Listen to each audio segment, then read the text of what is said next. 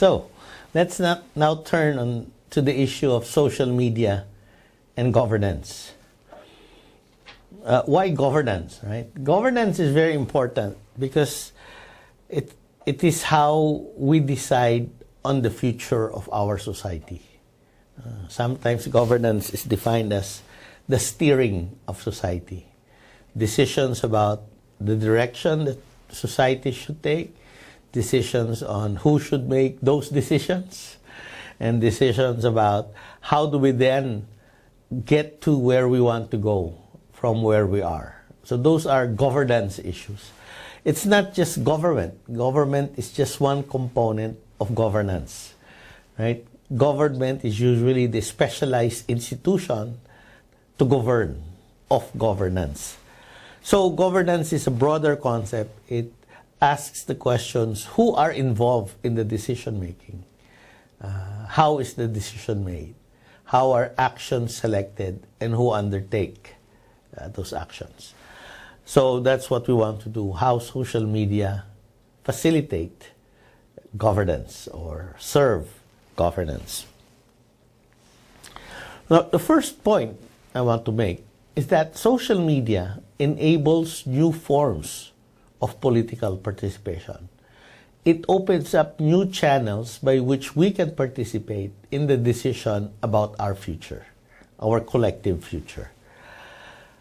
So according to a 2012 Pew Research Center report, this was done in the United States last year, that almost 40% of American adults have done at least one of the 8 following civic or political activities in social media. 1.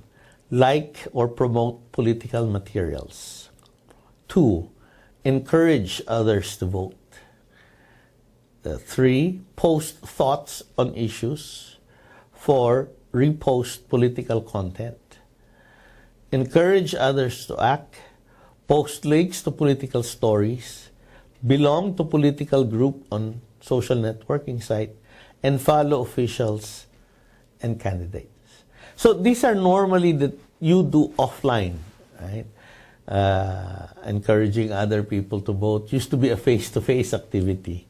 And you write to your newspaper or to your political leaders on things that you feel are important and that they should act on. Now, those things that we used to do face-to-face, or that we used to do using mail, or we used to do using television and newspapers, we can now do on social media. And we're doing it today, right? So I'm sure that many of us have done at least one of these 8 things, right? You like a political material, you follow a political official, you post thoughts on issues. So I've reposted a number of things about Nelson Mandela. I've reposted a lot of commentaries about Philippine politics. So instead of me writing about it, right, then I just point to people, to articles that I like and think that they should read them and act on them.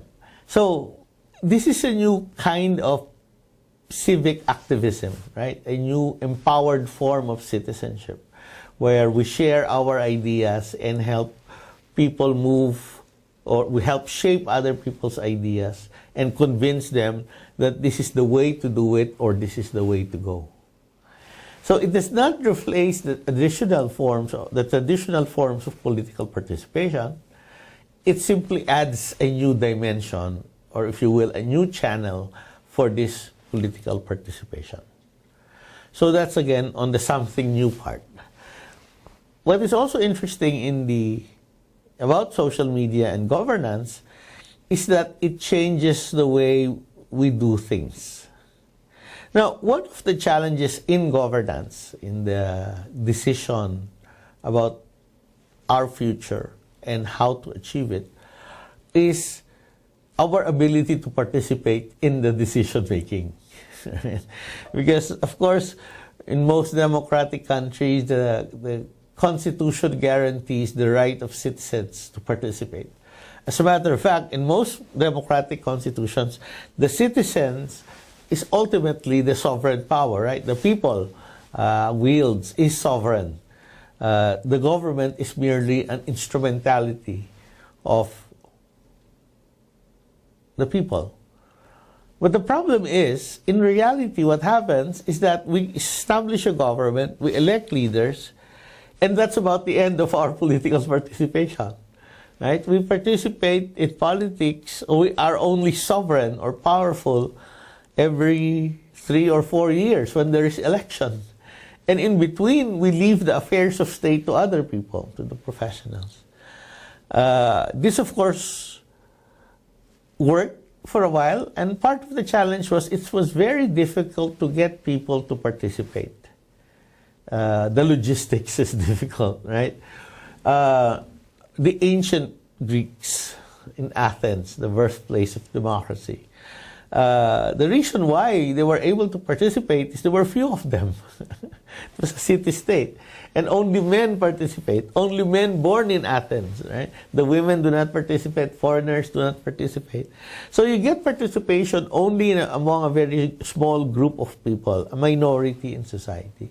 The modern challenge is how do you broaden participation? How do you get more people to participate? Well, one thing that we did was elections. So more people participated. But elections only happens every 4 years. What happens in between? We want active participation, right? But on the other hand, we're busy doing other things. We can't worry about governance as we worry about looking for a job, studying, and all of these things. So it's a challenge until today, right? Today, we have the means to make political participation easier, right? Not frictionless, not very easy, but at least easier. Or to put it another way, we now have the possibility of greater citizen engagement in deciding about their future. And that concept is sometimes known or called Government 2.0 or Gov 2.0, where citizens have a participative and empowering relationship with government in at least 3 main areas: service design and delivery, the workings and arrangements of the public sector and public governance more widely, and public policy and decision making. Now, these are key areas. Again, how do we deliver public service? That has been traditionally the problem of government, right? Again, the passive citizen, we just wait for government service or we go to government when we need it. But we don't participate in designing it and don't have a voice in delivering it, right? Public policy and decision making, again, the same is true. We have very little in terms of the day-to-day decisions made by government that are important to us. Because what we do is we effectively give up our power and say, all right, you wield it for me. You exercise it for me so I don't have to think about it. Now I have the chance for me to actively take back that right and myself engage in public policy and decision making. And this is called Gov 2.0. Another concept that we use sometimes is collaborative governance. Right? So I think that's more descriptive than Government 2.0. Collaborative governance means we are part of the decision about our future. Okay. Now, let me go through some examples of collaborative governance or Gov 2.0. Again, bearing in mind that these things are made possible, are enabled by social media.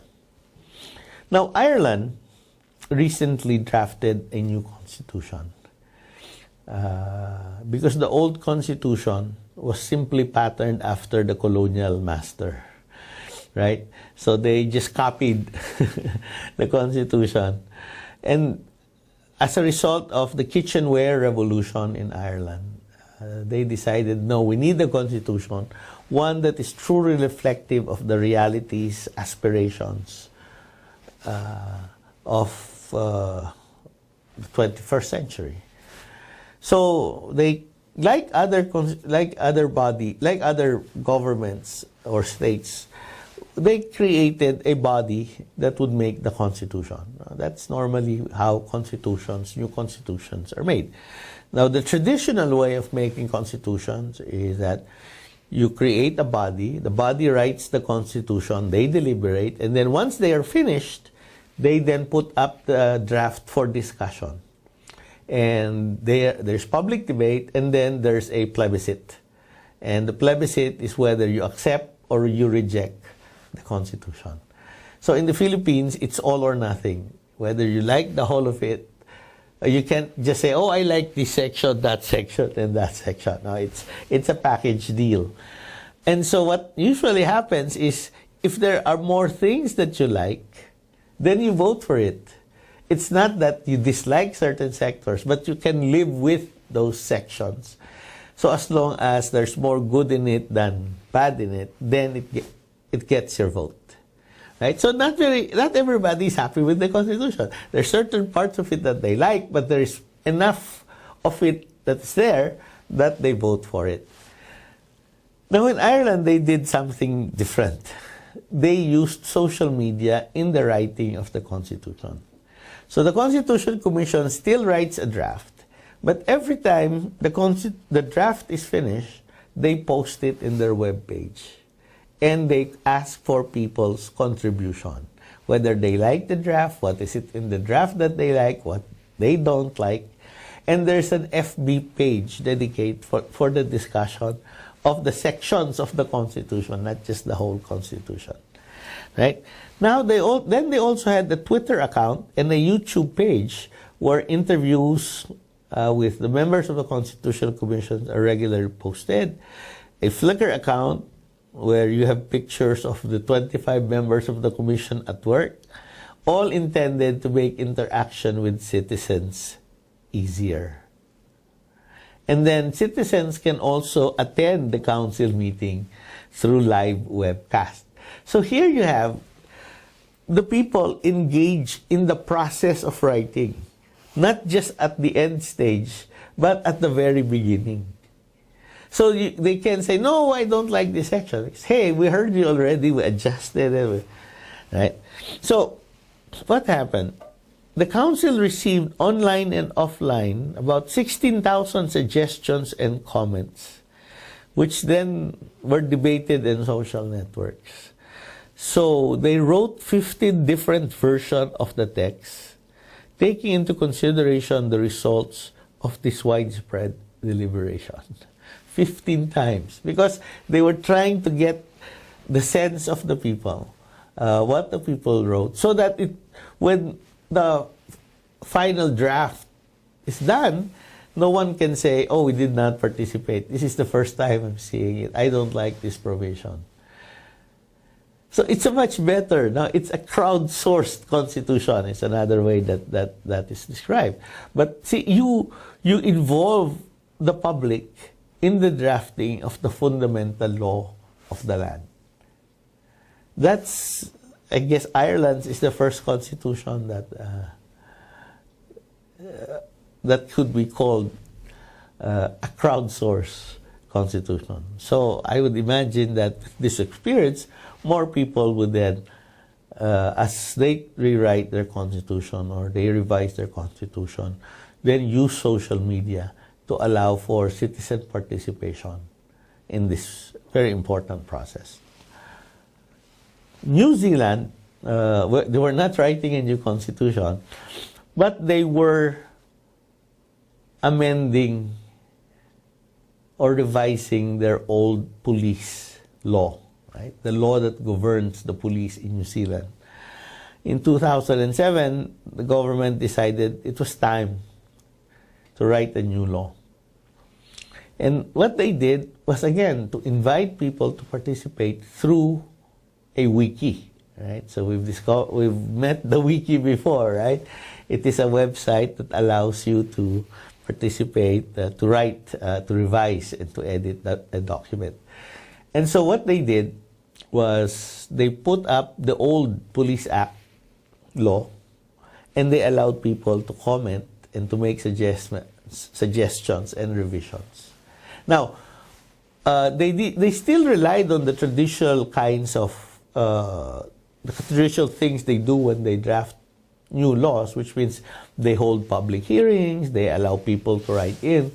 So this was a new venue, a new avenue to channel popular participation in the process, in the legislative process, in making a law. So it was described as an innovative way to suggest the wordings for a new act of parliament. So again, these were taken by, aggregated, and the people then gave this to Parliament and said, these are the suggestions of the people on how we can amend our police law. Okay? Again, New Zealand was a trailblazer way back in 2007. They were already using the wiki to do that.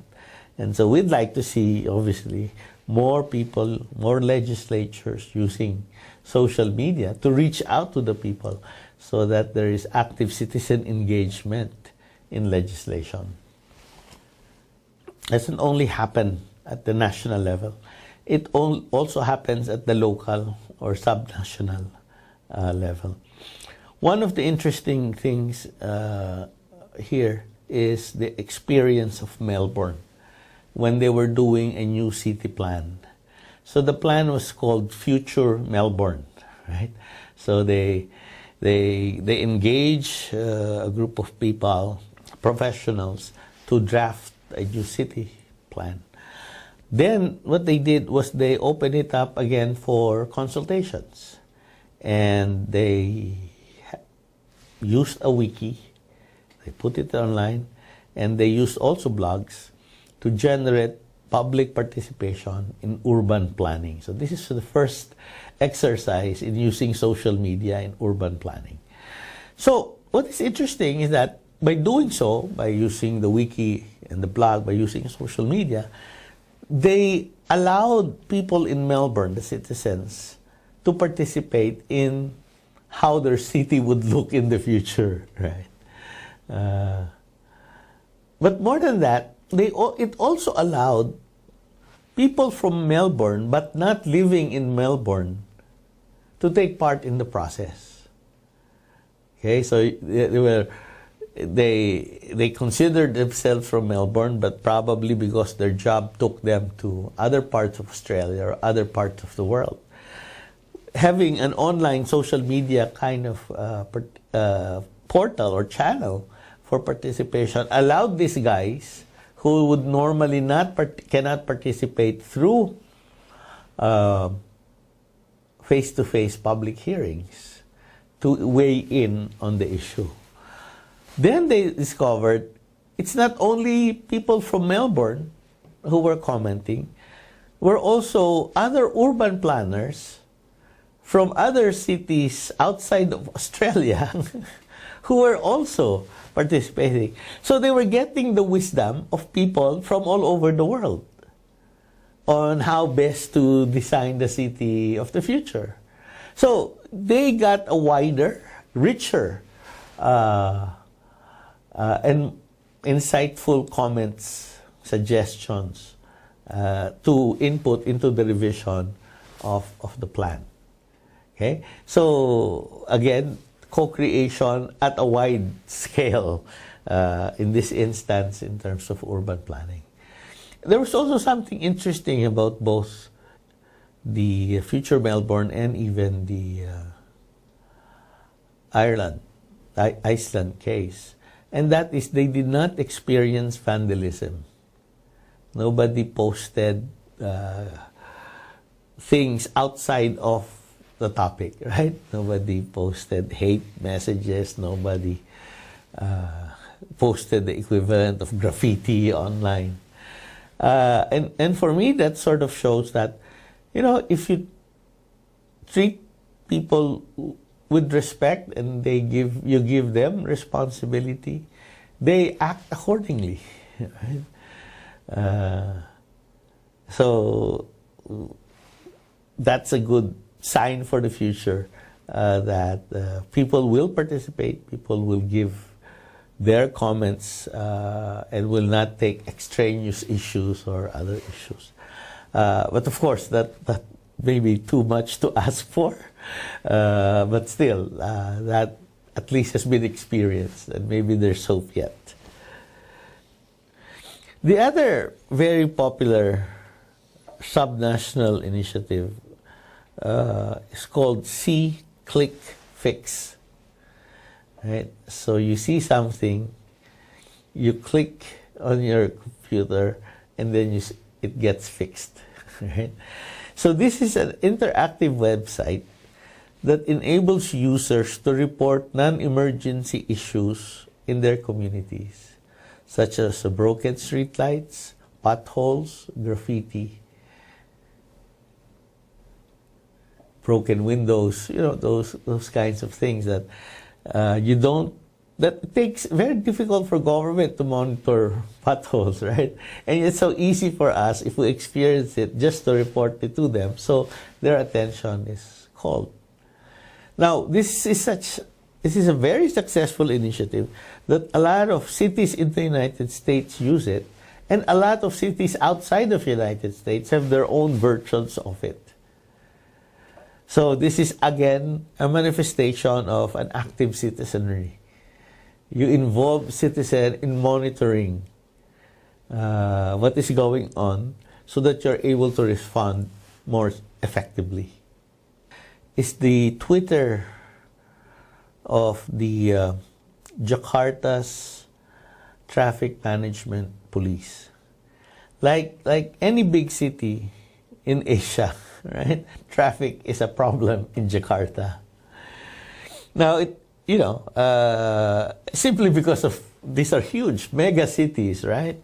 And so when there's an accident, it has ripple effect, right? It affects everybody. So when it snows, there's traffic.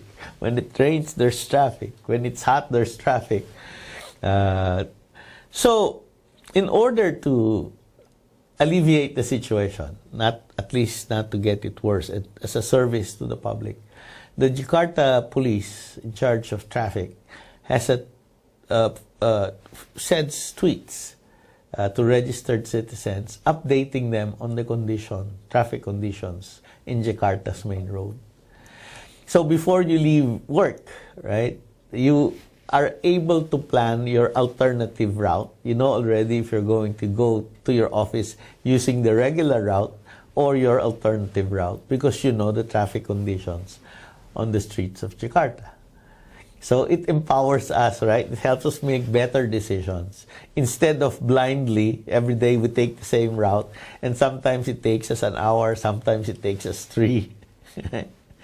Then it also allows us to adjust when we move, right? Okay, I'm going to leave the office later because I know that there's traffic in this road and it will affect my usual routes.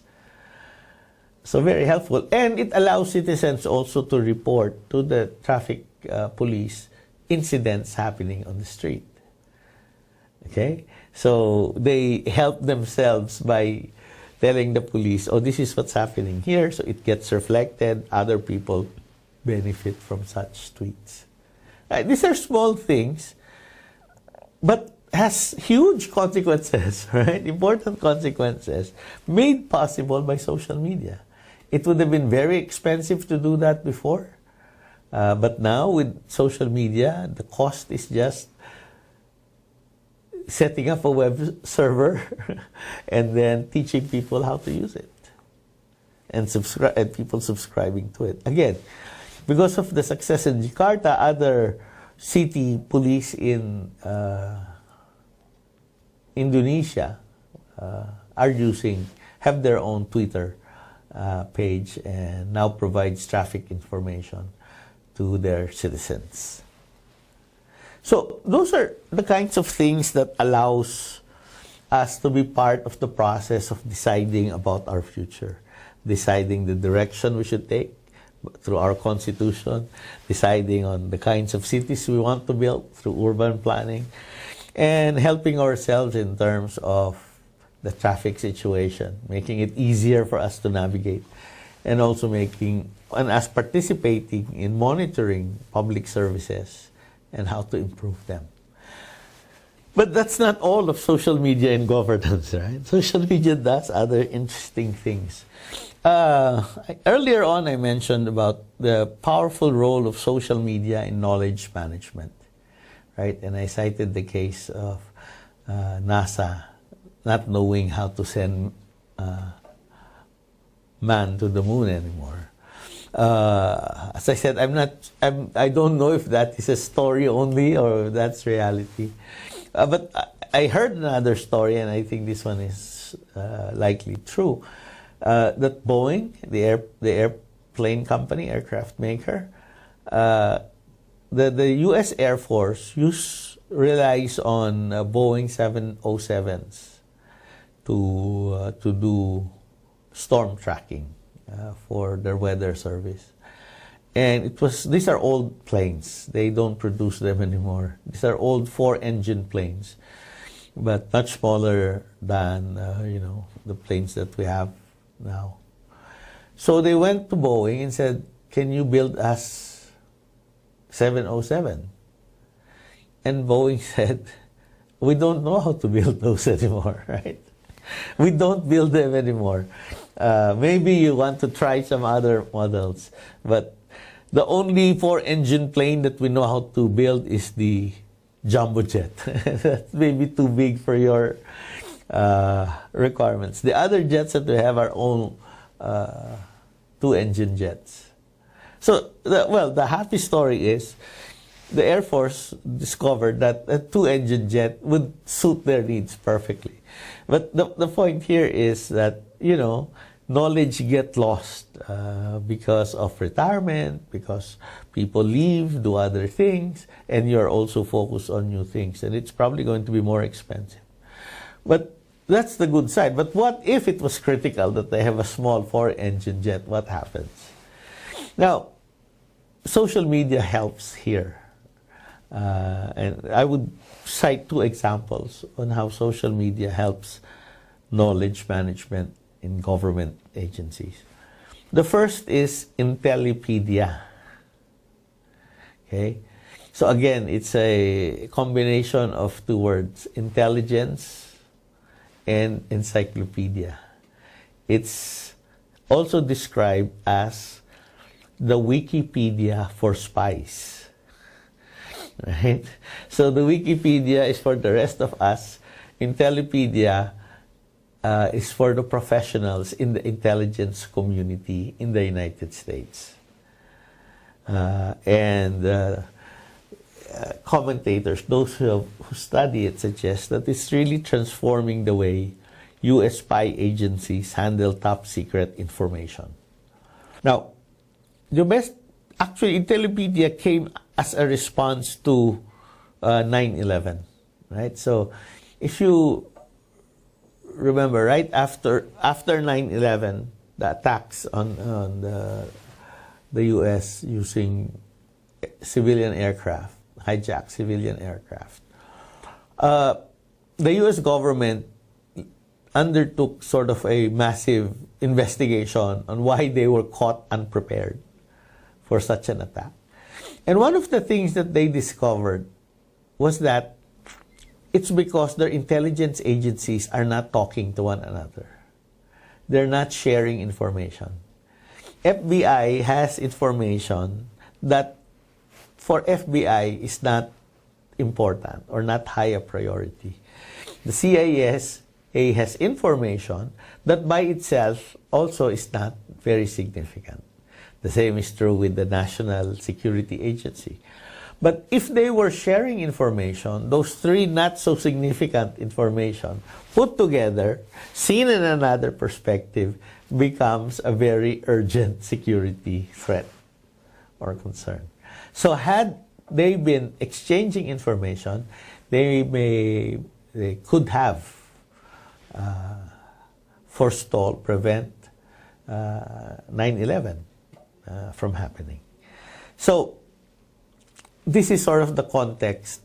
This is what gave birth to Intellipedia, the intelligence agency in the United States, and there are lots of them, right? Had to communicate, had to share information, and they used then the wiki as a platform to do that.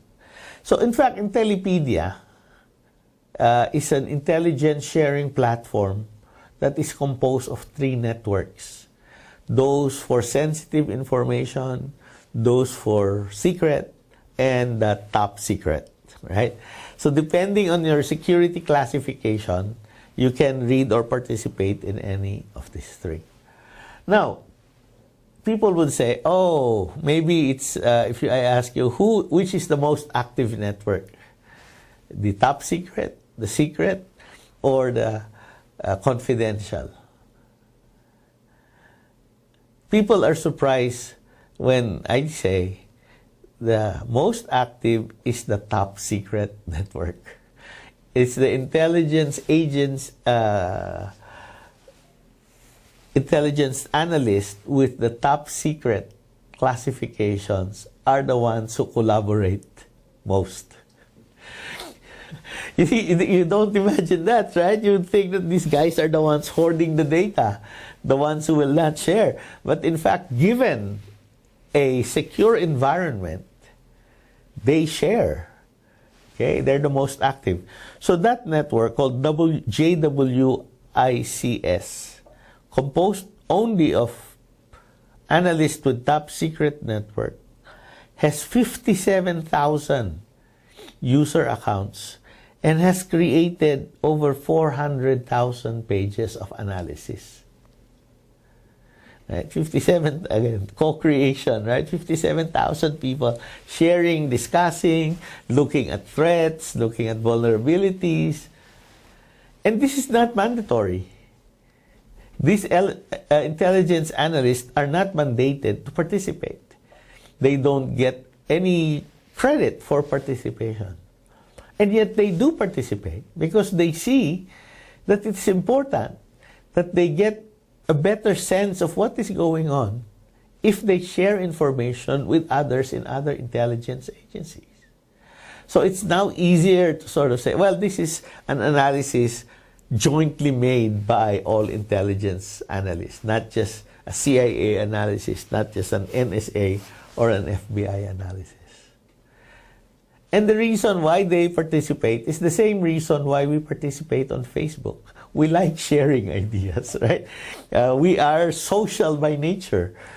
And so even if you're a top-level analyst, top-secret level analyst, so as long as you're sure that you're only sharing it with other people with the same level of clearance, we share. And the good news is, you get better intelligence analysis out of it.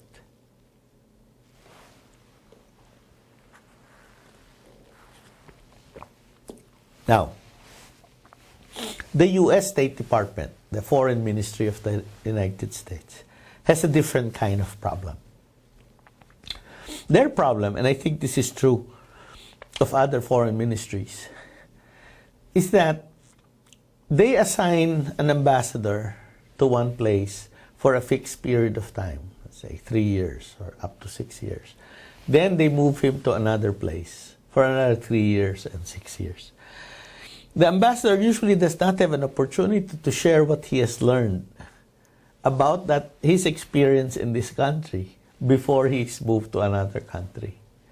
So the new guy who goes in has to learn from scratch, right? From zero again, because he was not, he was briefed, but not enough, not long enough. So they were really they were losing a lot of knowledge simply by the way they are managing their people.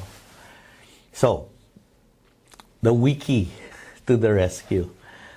What they set up is now what is called Diplopedia, a diplomatic encyclopedia. So, like the Wikipedia, this is a crowdsourced encyclopedia. people in the State Department write entries. So for instance, if I have served as ambassador to Indonesia, I could write the entry about Indonesia and share my experiences there and the people that I worked with, etc. So the next person who is posted to Indonesia could read my account of Indonesia, not just another author's account, but somebody who has served there. And so if everybody does this, right? Everybody writes so. Then you get a very good encyclopedia of your diplomatic history in terms of countries, in terms of issues, and in terms of events. So, even if you retain the practice of shifting, moving your people around every so often, the knowledge that is gained is not lost, but is kept somewhere in a way that is easy to access, that people would readily find. So now, any diplomat being assigned to something or being asked to work on a topic, usually their first stop is Diplopedia. They get the history lessons or the other kinds of lessons that they could. So they use the wiki because it allows for horizontal information sharing, large, flexible participation. Again, another unique element of social media. Now, so how does this work? The Diplopedia has 5 key principles. One, that they believe in persistent, evolving knowledge. So knowledge is important, but it doesn't stop. It's not fixed, right? You don't say, all right, all that we know about this place stops now. It is something that is constantly revised. And it's something that people, as they go through their career, can come back and revise it. Second, they want a lightweight, flexible platform for collaboration. They don't want something that is very difficult and overly complicated, right? So a wiki is very simple. It's so easy to know how to put an entry in a wiki. And the other problem also about knowledge management has to do with tagging, right? So how do you know anything that you want to know about coconuts, right? So it will search that word, and it gives you 1 million, right? That's what Google does. Use keyword search. Wikipedia, it's very easy. You just go to the letter C and look for coconut, and you will find that article on coconuts. The third is, it's an open and inclusive repository for information. Not completely open, because this is only open to those who work in the State Department. But everybody who works in the State Department can write an entry, because they have experience to share that is worth saving and would be useful for the next generation or the next group of diplomats going to that place. So it's also important that you build a community of ownership of knowledge resources. So it's not owned by one unit. It is owned by the organization, by all members of the organization. They are owners because they're not only consumers, but they're also producers. They also contribute to the knowledge that is stored in Diplopedia. And I think this is important. It is informative and deliberative, but not necessarily authoritative, which means this is not the official word, right? This is not something that the State Department will say, yes, this is how it happened. Yes, this is the official history. And yet, because it is a product of people from that organization, and people debate entries, right? It's really a very informative resource. So you don't cite it when you say, oh, this is what we must do because this is what Diplopedia say, right? You use it for background information to broaden your perspective. So that's what informative and deliberative and not necessarily authoritative means, right? So those are the key principles, and you create a wonderful encyclopedia that retains knowledge and that is able to systematically transmit it to the next group or the next generation of diplomats. Again, like in the Wikipedia, it doesn't mean that everybody agrees on the version of a person about what happened in those dates. So one of the key, rule in Diplopedia is, one, you assume the best intention, which means you assume that the person doing this is doing this because he wants to what had happened. You don't assume that he wants to promote himself, right? He wants to picture events in his own light. So assume good intentions. Second, if it is wrong, change it, right? You don't criticize and say, "Oh, that's stupid, that's not useful." Well, you can change it to correct it, right? So in case of disagreement, then you do have deliberations and discussions until you're able to come up with an agreed version of what had happened. And those things, there are very few rules, right? Assume good intention of others. If it is wrong, correct it. Right? And then that you deliberate, you are part of the process, and you get a wonderful product. You get a very cheap, right? You don't spend a lot of money. Because other government agencies spend huge amount of money on knowledge management systems that fail, right? That people do not use because it's hard to use.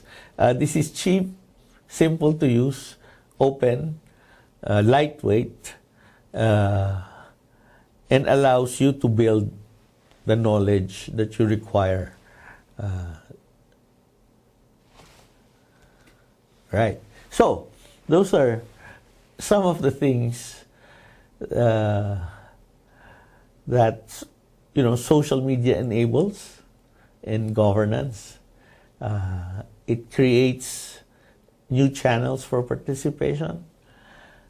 It allows people to participate in the important deliberative aspects in society, and then it helps in terms of managing knowledge so that government is better able and more efficiently discharge its functions and duties.